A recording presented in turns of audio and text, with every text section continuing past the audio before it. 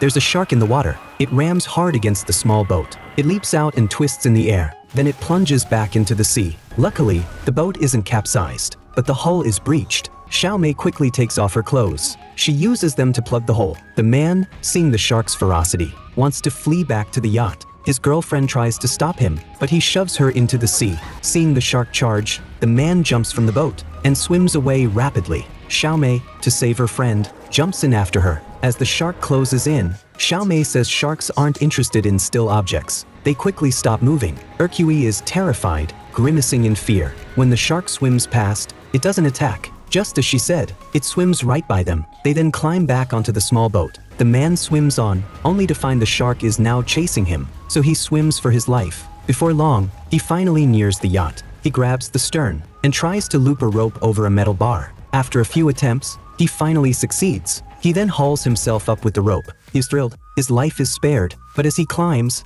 his foot suddenly slips. He tumbles backwards, right into the shark's mouth. The two women see this and are heartbroken, but there's nothing they can do. As time passes, under the scorching sun, they grow thirsty and hungry. Their lips are nearly cracked. Just then, Xiaomei spots a buoy in the distance. A bold idea forms in her mind. When night falls, she puts her clothes back on. Just as she's about to swim over, the small boat is suddenly rammed by the shark. Xiaomei quickly grabs a harpoon. She aims at the shark and thrusts it down hard, but the shark's skin is slippery. Several attempts miss their mark. When the shark closes in again, she finally pierces its skin. She tries to pull the harpoon back, but finds it stuck. Ercui quickly comes to help, yet even pulling together, they can't free it. The shark in pain thrashes its tail, capsizing the boat. They fall into the sea and quickly swim towards the buoy. Luckily, the shark doesn't give chase. Soon after, Xiaomei climbs onto the buoy first. She tries to pull Ercui up, but can't manage it. At that moment, the shark charges.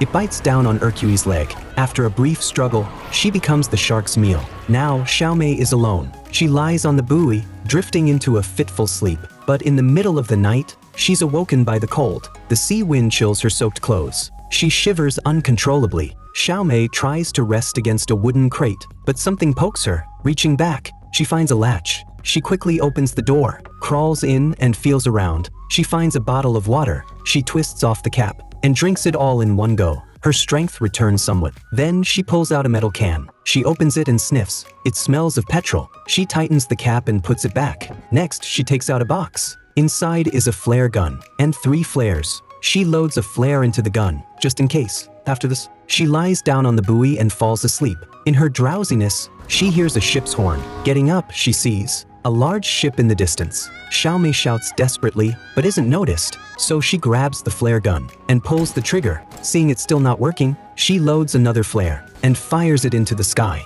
She shouts for a long time, but the ship moves further away. Now all hope seems lost, but unexpectedly, something worse happens. The noise has attracted the shark. It rams the buoy hard. Xiaomei is terrified. She hurriedly picks up the flare gun and loads the final flare, intending to use it on the shark. Suddenly, she spots the harpoon nearby. She grabs the rope and ties the flare gun to her thigh. Then she lies flat on the buoy and paddles furiously with her hands. She grabs the harpoon. Just then, the shark attacks. She quickly stands up, ready to fight. The shark repeatedly rams the buoy. It even lifts its head onto it. As Xiaomei raises the harpoon, the shark jumps back down. Finding the buoy so sturdy, the shark opens its mouth and bites down hard on the bamboo deck. That's not all. The shark leaps out of the water, jumping 5 meters high. Xiaomei quickly ducks down, narrowly avoiding the fatal strike. The shark is furious. It rams the bottom of the buoy hard. Xiaomei is thrown into the air. She almost becomes the shark's snack. She lands in the sea. The shark moves to attack again. Xiaomei quickly pushes the petrol can forward as a shield. She then swims ahead. Suddenly, she spots a rock ahead. She swims towards it quickly. She climbs onto it just as the shark attacks. Now she is tired and hungry. A high fever sets in. Leaning against the rock, she drifts into a delirious sleep. She wakes the next day to find herself still at sea. Ravenously hungry and thirsty, she breaks off a barnacle and stuffs it into her mouth. The strong, rancid smell makes her spit it out. Just as she gives up all hope,